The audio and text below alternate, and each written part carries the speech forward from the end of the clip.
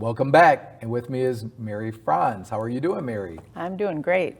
Fantastic. Well, thank you for taking your time today to join the Altitude Show and to talk about, well, cybersecurity and many other careers, right, related to protecting our precious universe, protecting the internet, right, Yeah. protecting businesses. So, Mary, what do you actually do? What is your title? Who do you work for?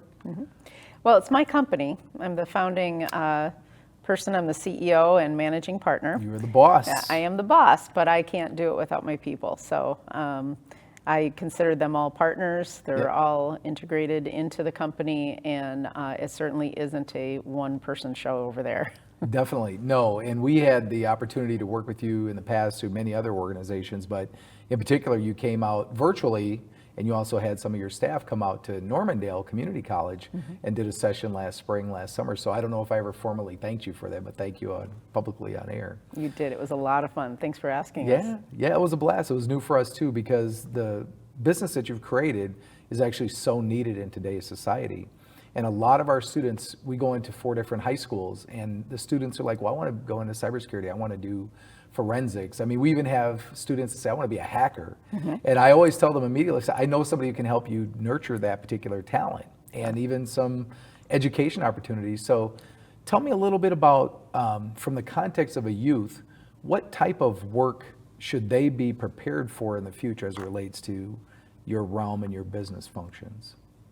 Well, the work obviously is highly technical, but when you think of the human element into that, they really need to look at how businesses function, how people function, their use of social media, because you really can't hack into anything unless you understand what it is you're trying to do. And that's the unique thing about cybersecurity, is that we can take people who know business really well and teach them to code and teach them to hack.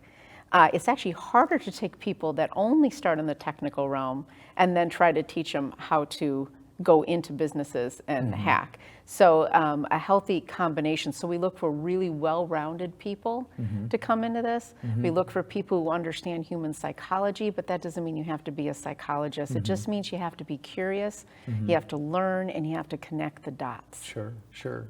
Are there many programs, or can you share a little bit about education opportunities that are out there for someone pursuing that particular discipline? Well, there's lots of programs at all the universities now that focus on security. They have cybersecurity certificates. They've got cybersecurity and forensics minors, et cetera. Even criminal justice now goes into the forensics area. What we find when we get kids out of these programs, if they didn't try to do something like intern with us or somebody else, that they're really kind of starting from scratch, because you learn the basics. But of course, all the malicious hackers know the basics too. So you really need to go a little bit above and beyond. So we like to get them into the fray immediately, and they're usually a bystander for some time, but they have a lot of fun because they learn about things, and they learn that, hey, I'm really part of this thing that was just introduced in the news, but I can't say anything about it, and I'll never be able to talk about it. Right. The privacy issue is really big. So even our interns that pass our clearance and stuff like that, which is pretty clear. I mean, we don't look for people that are perfect, but we do look for people who at least are pretty stable, you know, and then we slowly but surely get them into the clearance area, and they'll walk around and say, I've got a whole new perspective on everything I'm seeing and everything I'm doing, and I don't want to really use my cell phone anymore for social media. Sure. As you found out in your classroom. Yeah, absolutely. And there are many policies now where, they're shutting it all down. Yeah. You know, you really can't. And really, even in society, you know, I remember even in my generation way back was Big Brother is watching. And, you know, that context compared to now is it's blown past whatever we thought Big Brother was actually going to be doing, when in reality, depending on either the malicious side or the, for good side, if you will, with all the digital imprints that we're leaving, and you mentioned something about what we're doing on social media, the sites that we visit, all of those pieces tie into forensics, into I think we used to call them breadcrumbs, but you're leaving these little digital imprints everywhere, and it takes somebody to be able to take those, massage them, and figure out, okay, they can actually, maybe you should tell me, I mean, this isn't a clinic on this, but I'm still fascinated by what I learned there, and the importance of the work that you do, in your business. One of the beautiful things that I see having you here is, and I kind of led into it kind of backwards, but you don't find many women in technology at the level that you're at, right? So one of our goals with the Minnesota STEM Partnership is we have what we call MSP Women in STEAM. And so our goal is to identify young women of color that are actually interested in getting into technology, but they don't quite know. So we have like 3 dozen practitioners in the industry that are anywhere from server engineers to network specialists to managers to CEOs and owners and founders of companies. But tell me a little bit about your experience, and not to throw you off track, but what was important about you being able to give so much back to the community? Because you give a lot. I mean, you're here, right? You've been at Normandale. You've been at many, many other things. Tell me a little bit about your give back and why you think it's important for youth to learn this type of technology. Well, first of all, being female and then being a minority, I was usually the only one in most of my classes in college. And I even took, a long time ago, they used to actually mandate, where I grew up on the south side of Chicago, they used to have, you had to take computer programming in BASIC. I had to take Fortran. I didn't have a choice. That's what we did in math class. So things are different now where that isn't even required anymore. But I was, even in those classes, I was one of the few women that actually liked it and got into it. And what really bothered me is that when you get into college and when you're getting into the workplace, so much of it is based upon teams, because just like a lot of things, you split up the roles. And being the outsider, I wouldn't be invited into the teams. The teams were almost all white boys.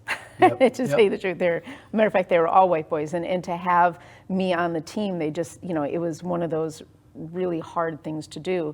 So I started getting my own groups together and trying to encourage other women and minorities into those as early as college, and trying to convince them it's not that hard. All you have to do is actually be motivated.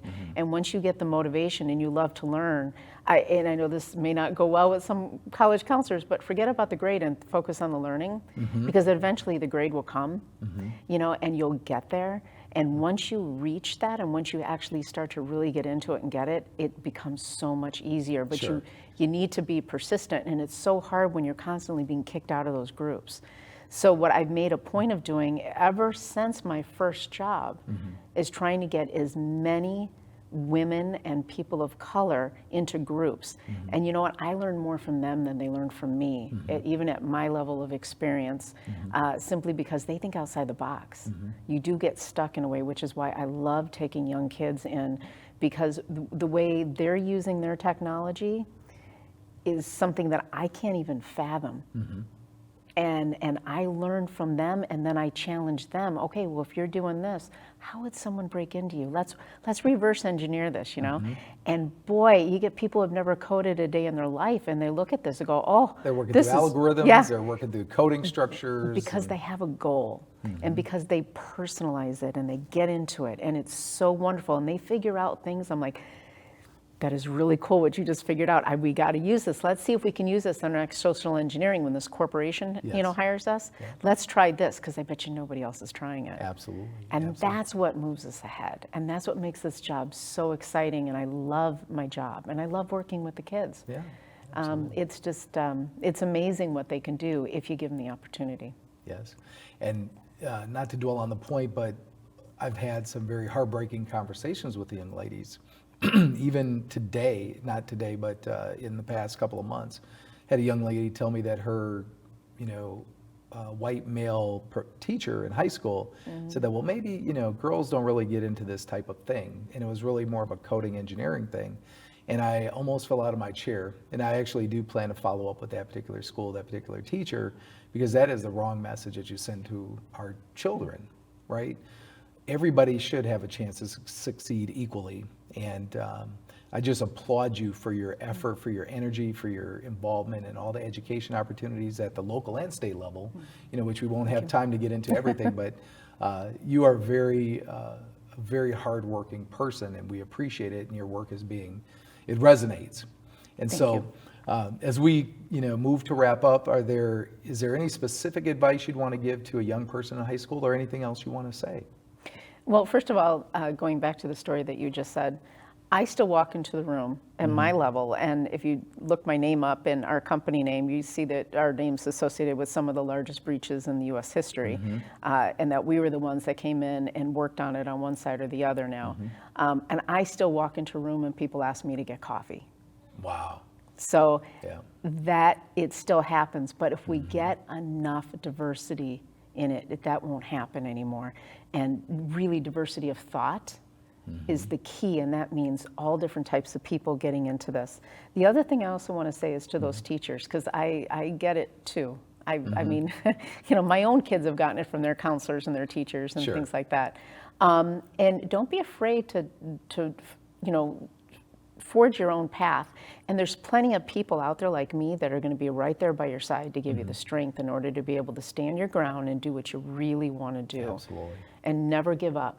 I would much rather hire a kid who flunked it and tried again and figured out how to get through it than somebody who took the easy route and got straight A's. Yeah, that perseverance and grit. The grit. Fortitude.